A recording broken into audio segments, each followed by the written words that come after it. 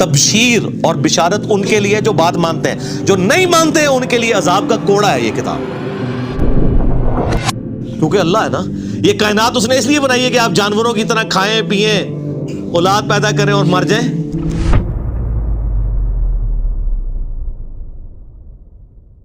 دوسری کیٹیگری، اعوذ باللہ من الشیطان الرجیم، بسم اللہ الرحمن الرحیم.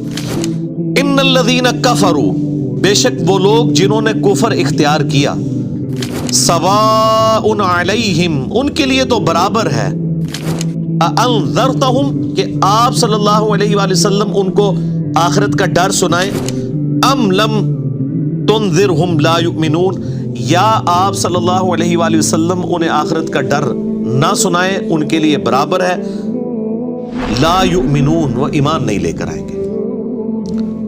اچھا، اس کا یہ مطلب نہیں ہے کہ جو کافر ہے اس کو آپ نے تبلیغ نہیں کرنی ہے.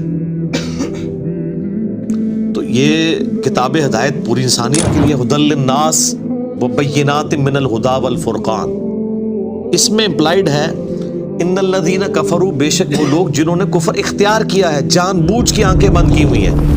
جس کو ڈاکٹر اسرار صاحب رحمہ اللہ تعالیٰ بڑی پیاری بات کرتے تھے کہ جو شخص سویا ہوا ہے اس کو تو آپ جگا سکتے ہیں، اور جو آنکھیں بند کر کے لیٹا ہوا ہے اس کو کوئی نہیں اٹھا سکتا، کیونکہ وہ پہلے ہی جاگ رہا ہے، جاگنا چاہتا نہیں ہے. تو ایسا شخص جس کے اوپر حق اور باطل واضح ہو چکا ہو، اس کے باوجود وہ جان بوجھ کے کفر کی روش اختیار کرے، اس کے لیے قرآن میں کوئی ہدایت نہیں ہے. یہ بڑا خطرناک معاملہ ہے. تو اس سے مراد وہ کافر ہیں کہ جو حق جاننے کے باوجود جان بوجھ کے اپنی قبیلے کی حمایت کے اندر، اپنی نسلی تعصب کے اندر،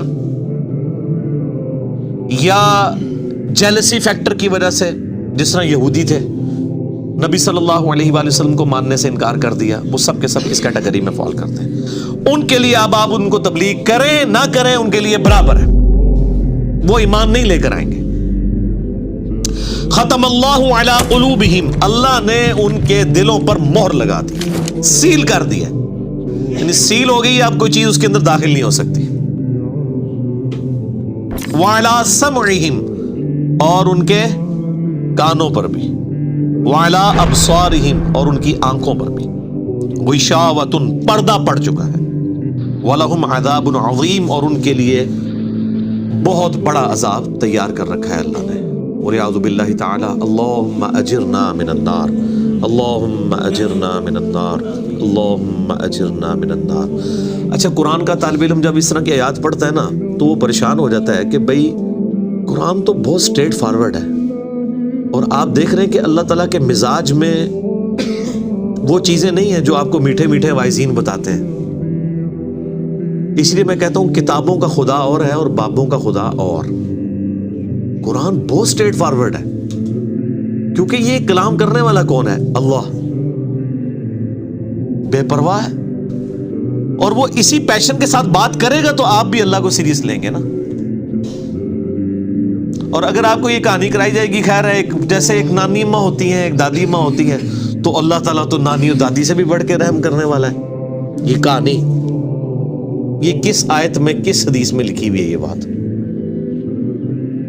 اور میں اس کو پھر اینٹی وینم الزامی جواب کے طور پہ، پھکی کے طور پہ کہتا ہوں کہ اگر یہ نانی دادی اور ماں کے ساتھ آپ اللہ کو تشبیہ دے رہے ہیں اس کی محبت کو، تو کیا یہ نانی دادی اور ماں والی محبت اللہ تعالیٰ کی ابو جہل اور فرعون کے ساتھ بھی ہے؟ تو سارے کہیں گے نہیں. تو جو کلمہ پڑھ کے اللہ کے نافرمان اور باغی ہیں ان کے ساتھ بھی ہے؟ نہیں. جو اللہ کی طرف رجوع لے آئے ان کے لیے. پورے قرآن میں ایک آیت بھی ایسی نہیں ہے کہ جو اللہ کا باغی ہو، رجوع نہ لانے والا ہو، اللہ کہتا ہوں میں اس کو معاف کرنے والا ہوں. ہمیشہ یہ ہے کہ جو توبہ کر لے، اپنی اصلاح کر لے، رجوع لے آئے. یہ درجنوں آیات ہیں، وہ وقت کے ساتھ آئیں گی، ورنہ تو میں اسی آیت کے اوپر ہی پورا یہ لیکچر ختم کر دوں گا. پھر آپ کا وہ یہ مصحف تو پچھلا تو 9 سال میں ختم ہوا ہے، یہ 18 سال میں بھی ختم نہیں ہونا. لیکن جنرل میں بات ضرور کروں گا تاکہ آپ کو ایک کنسیپٹ کلیئر ہو کہ جو باتیں بتائی گئی ہیں بالکل نان سینس باتیں ہیں. اس طرح کا کوئی کنسیپٹ نہیں ہے اسلام کے اندر. ایک میرا یوٹیوب پہ کلپ بھی ہے، اللہ کی رحمت سے دھوکا، وہ آپ کلپ دیکھیں، میں نے اس میں کراس ریفرنس کے طور پہ کئی آیات پیش کی ہیں.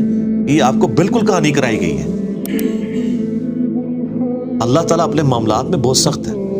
اچھا اس کی وجہ سے بعض لوگوں کے دماغ میں یہ بھی آ جاتا ہے کہ یار اللہ تعالیٰ دیکھو مور لگا دیتا ہے، نعوذ باللہ اللہ تعالیٰ کی اپروچ بڑی کوئی فنیٹک والی ہے، نعوذ باللہ. ایسا نہیں ہے، یہ ان لوگوں کے لیے جو جان بوجھ کے حق سے اناد کرتے ہیں تو پھر اللہ تعالیٰ کہ غضب کا کوڑا ان پہ پڑتا ہے کہ یار ان کو بات سمجھ بھی آ گئی تھی، اس کے باوجود انہوں نے یہ کیا ہے، اب میں ان کو نہیں چھوڑوں گا، اب ان کے اندر ہدایت داخل بھی نہیں ہو سکے گی.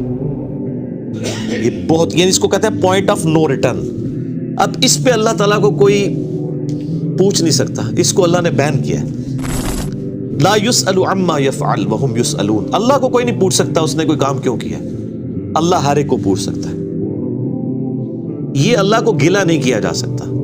رب ہے، مالک ہے، اس نے اپنے لیے رول طے کیا کہ بھئی جب پوائنٹ آف نو ریٹرن پہ کوئی بندہ پہنچے گا، سچائی قبول کرنے کے باوجود وہ حق سے اناد کرے گا، اس کو نظر آ جائے گی سچائی ہے، پھر بھی وہ اناد کر دے گا، پھر میں مور لگا دوں گا. اور پھر وقت کا پیغمبر بھی اس کو ہدایت نہیں دے سکتا. انک لا تہدی من احببت ولکن اللہ یہدی من یشاء. اے نبی جس سے تم محبت کرتے ہو تم بھی اسے ہدایت نہیں دے سکتے، اللہ جسے چاہتا ہے ہدایت دیتا ہے. ہدایت کس کو دیتا ہے؟ والذین جاہدوا فینا لنہدینہم سبلنا.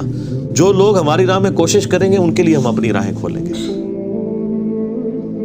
اس کائنات کی سب سے ایلیٹ چیز ایمان ہے، جس کے اوپر ہمیشہ کی کامیابیوں اور ناکامیوں کا فیصلہ ہونے والا ہے. تو آپ کیا سمجھتے ہیں کہ آپ کو یہ راہ چلتے فٹ پاتھ پہ گری پڑی مل جائے گی؟ اس کے لیے کوئی ایفرٹ پٹ نہیں کرنی پڑے گی.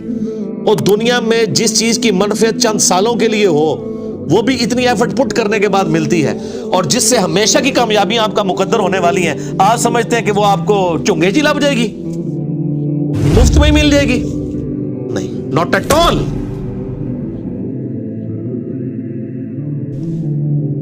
میری وائف نے جب پہلی دفعہ قرآن پڑھا نا شادی کے بعد، میں نے اس کو ایک قرآن کلاس ہوتی تھی رمضان شریف میں، تو میں نے کہا میں بچے وغیرہ میں دیکھوں گا، تم نہ صرف ایک دفعہ قرآن پڑھ لو تاکہ تمہیں پتہ چلے قرآن میں لکھا کیا ہوا ہے.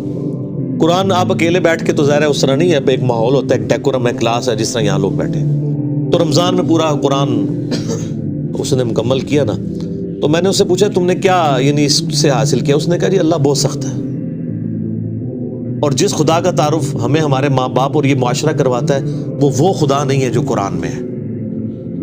اللہ تو اپنے معاملات میں بہت سخت ہے.